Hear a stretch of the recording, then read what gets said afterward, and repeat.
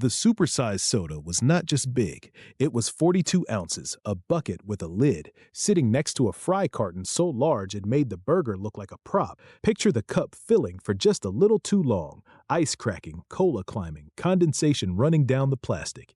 Then the cashier asks the question McDonald's trained America to recognize: would you like to supersize that? In 2004, Morgan Spurlock took that question to Sundance. Weeks later, McDonald's announced a phase-out. The mystery is whether the movie actually killed it. To understand how strange Supersize really was, go back to the McDonald's Ray Kroc was selling in 1955. The model was not abundance, it was control, a limited menu, fast service, identical food, and portions that could be repeated the same way in every restaurant. The original fry serving was about 2.4 ounces. By 2004, a supersize fries was about 7 ounces. Early fountain drinks were around 7 ounces. A commonly reported supersized drink was 42 ounces. That does not mean a 1950s hamburger and fries were health food. They were still fast food, but the business promise was different. McDonald's had been built around small, standardized portions moving quickly across the counter. Supersize turned that system into a volume machine. The idea had roots outside fast food. David Wallerstein, a former movie theater executive who later became a longtime McDonald's director, had spent years watching how people bought snacks. The reported lesson was simple. Customers often felt embarrassed buying 2 bags of popcorn or 2 drinks. But if the theater sold them one larger container, the hesitation disappeared. It felt like one purchase, not an admission of excess. According to the common anecdote, Wallerstein pushed this thinking in conversations with Ray Kroc. The exact dialogue is not something we can treat like a transcript, but the business logic is clear. A larger soda might cost only a few extra cents in syrup, cup, and carbonated water. Extra fries added some potato, oil, and packaging, but the upgrade price could be much higher than the added cost. The genius of the larger portion was that the customer saw more food, the restaurant saw more margin. By the late 1980s, McDonald's was no longer just testing larger portions, it was teaching customers how to ask for them. The language mattered. This was not just a bigger cup sitting on the counter, it was seasonal packaging, menu board copy, and a limited time idea that made extra fries and soda feel like part of a summer event. That shift helped change the psychology of the order. Large sounded like a measurement, supersize sounded like something the customer did to the meal. McDonald's had turned a portion increase into a branded upgrade. Then, in 1993, oversized fast food got a blockbuster costume. For its Jurassic Park partnership, McDonald's sold dino-size fries and drinks, tying bigger portions to dinosaurs, jungle imagery, and the feeling that everything in the promotion was meant to be massive. This did not invent supersize, but it showed how easily the idea fit into pop culture. On screen, picture dinosaur footprints crossing a tray, jungle shadows moving over a counter, and a drink cup growing until it looks ridiculous. That was the joke and the appeal. Bigger was playful, not controversial. The timing mattered. The 1990s were built around value meals, combo upgrades, and the belief that more food for a little more money was a win. Contemporary reporting later said supersize was widely offered since 1994.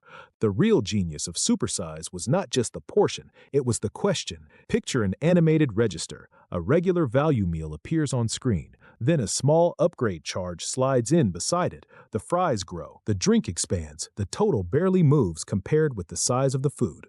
Most customers did not walk in planning to order the biggest meal. The choice became simple, yes or no. No menu study, no complicated math, just a quick decision at the moment of payment. And psychologically, the bigger size felt rational. Paying a little more looked like getting a much better deal per ounce, so spending more could feel like saving. Supersize made restraint feel like the expensive option. McDonald's was not inventing America's bigger appetite, it was writing it. A study published in JAMA tracked food consumption from 1977 to 1998 and found that portion sizes and daily energy intake rose across the United States. The increase showed up in salty snacks, soft drinks, hamburgers, French fries, and Mexican food. Restaurants served larger plates. Packaged snacks came in bigger bags. Gas stations and convenience stores pushed giant fountain drinks. Movie Movie theaters turned popcorn into a bucket. Even meals eaten at home grew because bigger store packages reset what a normal serving looked like. This is portion distortion. Once the largest size becomes familiar, the size below it starts to feel reasonable. So Supersize was not just a McDonald's promotion. It became the catchphrase for a country that was upsizing everything. By the early 2000s, the meaning of supersize had changed. What once looked like abundance, fun, indulgence, and value now looked to critics like a system built to make excess feel normal. The bigger fries and larger drink were no longer just a treat. They became evidence in a larger argument about calories, marketing, and how fast food trained customers to see more food as the smarter deal. That did not mean one meal caused America's obesity problem. Obesity is shaped by diet patterns, activity, genetics, sleep, stress, income, medications, food access, and the environment around people every day. The issue was routine. If oversized portions are promoted constantly and priced as the best bargain, they stop feeling unusual. Supersize was not removed because McDonald's suddenly discovered that the cup was enormous. It was removed because everyone else started looking at it. Before Supersize Me became a cultural event, McDonald's was already in court. In 2002, a lawsuit was filed in New York on behalf of two teenagers.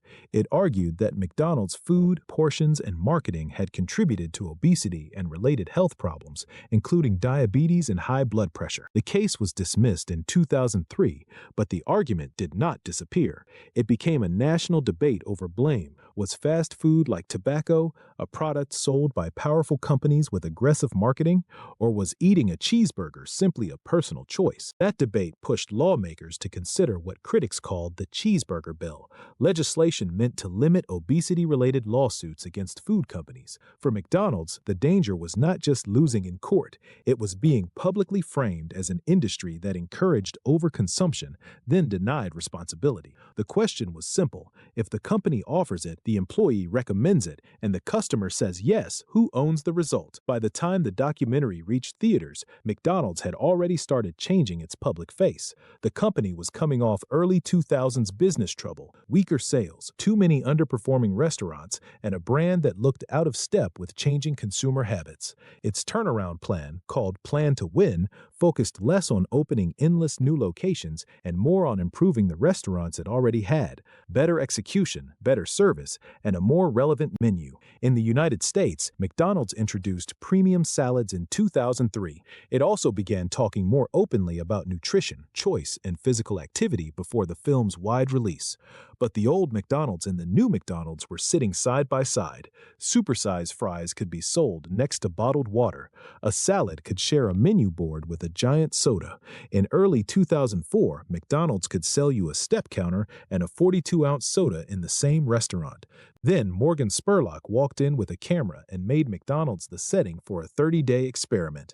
In 2003, he ate McDonald's for breakfast, lunch, and dinner. He tried every item on the menu at least once, cut back on his normal activity, and agreed to supersize the meal whenever an employee offered it. The film reported dramatic results: roughly 24 to 25 pounds gained, higher cholesterol, fatigue, mood changes, liver abnormalities, and doctors warning him to stop. That is what made Supersize Me land. It turned arguments about calories, advertising, and portion size into one visible body changing on screen. Spurlock did not conduct a normal diet study. He created a human special effect, and for millions of viewers, that image became easier to remember than any nutrition chart. The timeline is tighter than the legend usually suggests. Supersize Me premiered at Sundance on January 17, 2004, where it immediately drew press attention. 6 weeks later, on March 3rd, McDonald's announced it would phase out supersize fries and drinks across its United States restaurants, with completion planned by the end of 2004. The film did not open widely in American theaters until May 7, 2004. That means McDonald's announcement came after Sundance, but before most of the public could actually see the movie. McDonald's denied that Spurlock's film caused the decision. The company said it was simplifying the menu and shifting toward a balanced lifestyle message. A nationwide change across thousands of restaurants probably was not invented overnight, but after Sundance, Supersize became much harder to defend. The better answer answer is not that the movie killed Supersize by itself. McDonald's had already been under pressure over obesity, nutrition, lawsuits, and the image of giant portions. It was also changing the menu before the theatrical release, adding salads and trying to make stores faster and simpler to run. In the United Kingdom, McDonald's said Supersize had already disappeared in 2001 because customers no longer wanted it, but the film mattered because it turned Supersize into the perfect symbol. The title used McDonald's own word. The Sundance coverage made it news, and reporters quickly connected the phase-out to the documentary. So the movie did not walk into headquarters and cancel Supersize. It arrived when McDonald's no longer needed a product with that name. The experiment itself was never the final word on fast food. It followed one person with no control group, an extreme 30-day routine, unusually high calories, forced supersizing when offered, and reduced exercise. That made it powerful television, but not a clean picture of normal customer behavior. Years later, in 2017, Morgan Spurlock disclosed a long history of alcohol abuse and said he had not been sober for more than a week in roughly 3 decades. That raised legitimate questions about his liver results and what caused what. It does not prove alcohol explained everything or that overeating fast food is harmless. Spurlock later died from complications of cancer in May 2024 at age 53. McDonald's did not make large portions disappear. It removed the word supersize from the menu, while large fries and large drinks stayed. Reports at the time put the remaining large fries at about 6 ounces, compared with the old 7-ounce supersize fries. The selling system also kept evolving. Digital kiosks suggest add-ons. App deals trade discounts for bigger orders. Reward points encourage one more purchase. Bundles, delivery minimums, convenience store cups, and limited-time value boxes all keep the logic alive. The employees stopped asking the famous question. The app learned how to ask 12 quieter ones. McDonald's eliminated supersize more successfully as a word than America eliminated it as an idea. Supersize disappeared because it stopped saying value and started saying evidence, obesity, controversy, and American excess in one giant cup. Supersize Me did not create that criticism, but it gave it a title people could remember and an image they could not unsee. So as the old cup fades, the fountain keeps pouring. Thanks for watching. In the comments, tell me if you ever ordered Supersize and what you remember most: the cup, the fries, the upgrade price, dino-size packaging, or seeing the film in school.